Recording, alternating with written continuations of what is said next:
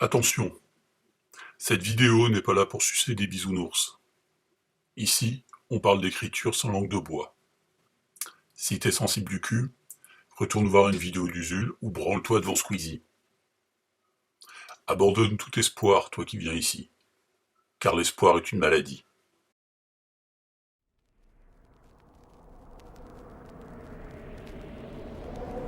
Ja, jammer.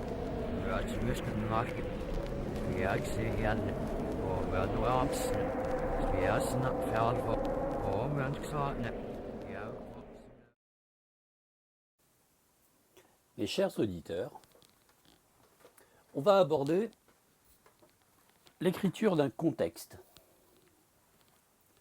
de ce qui se tient en toile de fond derrière votre texte.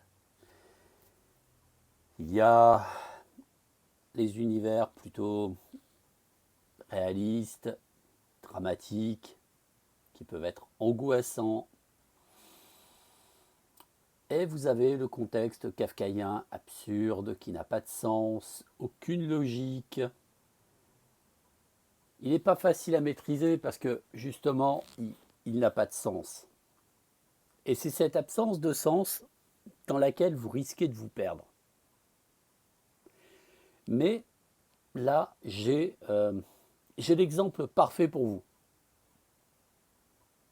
Regardez plutôt et on en discute. Comment vous voulez que je me sente en sécurité quand je vois des Robocop se promener dans le 20e arrondissement, bordel de merde, le 20e arrondissement?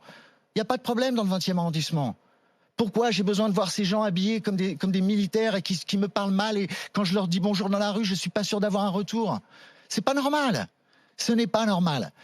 Moi, je pense qu'il faut les désarmer, il faut beaucoup moins d'effectifs, il faut 2 fois plus. Les désarmer, ça va pas les aider. Il faut si. Les aider contre quoi? Contre ceux qui sont armés. Mais qui est armé? Qui est armé? Les voyous?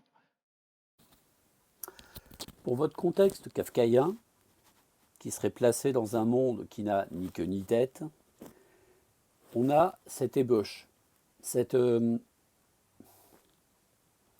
exemple cité par Mathieu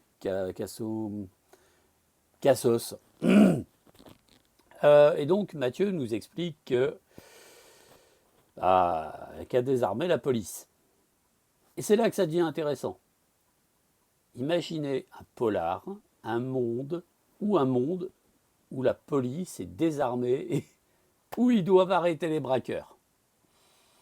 Ouais, c'est beau, hein, ça fait envie. Déjà, là, je vous sens palpitant. Vous avez le doigt qui frétille sur le clavier.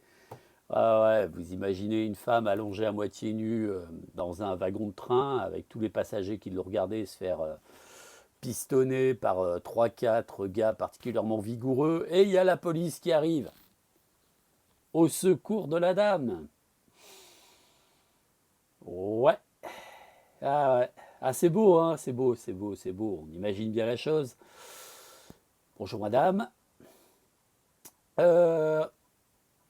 Ces jeunes hommes ont terminé, ils ont fini.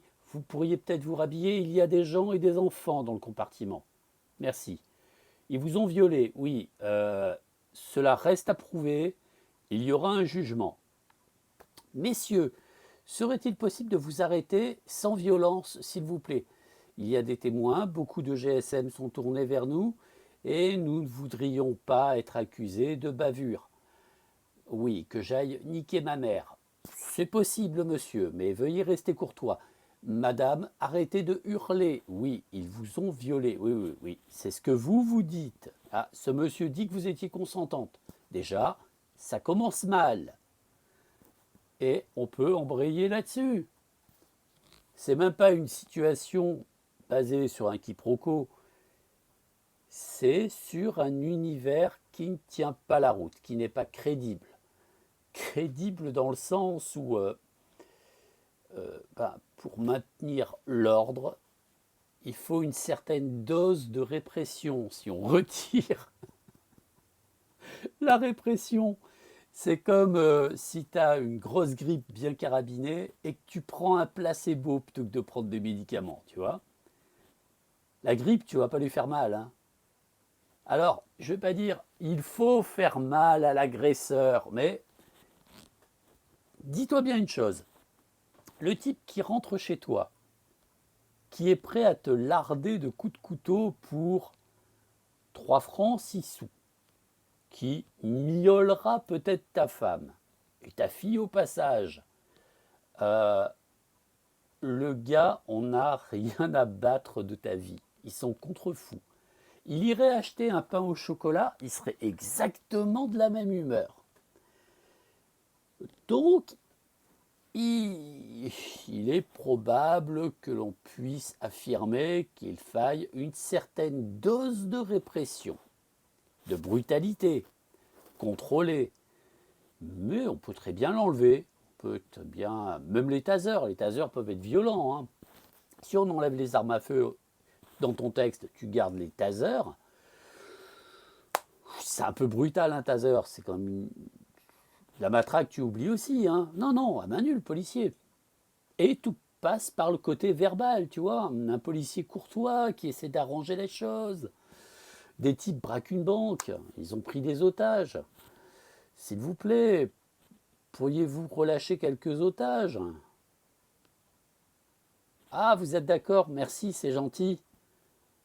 Et il relâche un demi-otage, il le jette par une fenêtre. Bah, c'est déjà ça.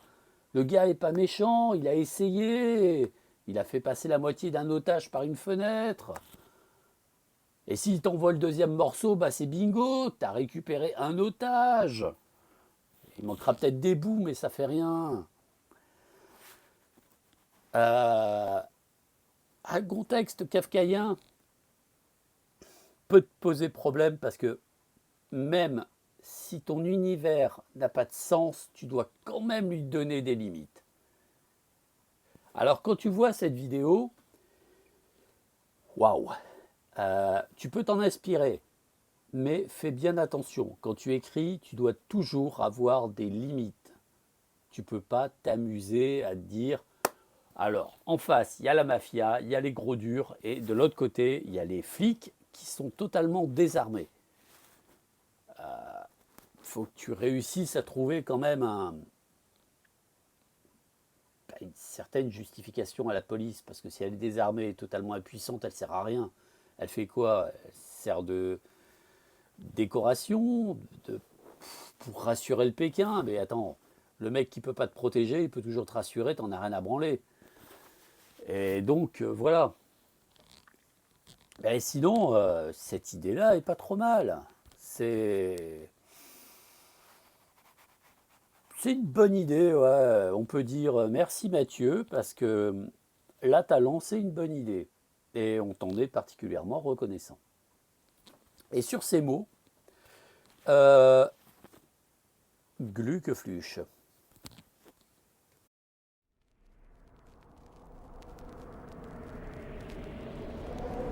Ja, jammer. Ja, het is een markt. Ja, ik zie gerne. Oh, we hebben nu amsen. Ja, snap, ja, oh, we hebben het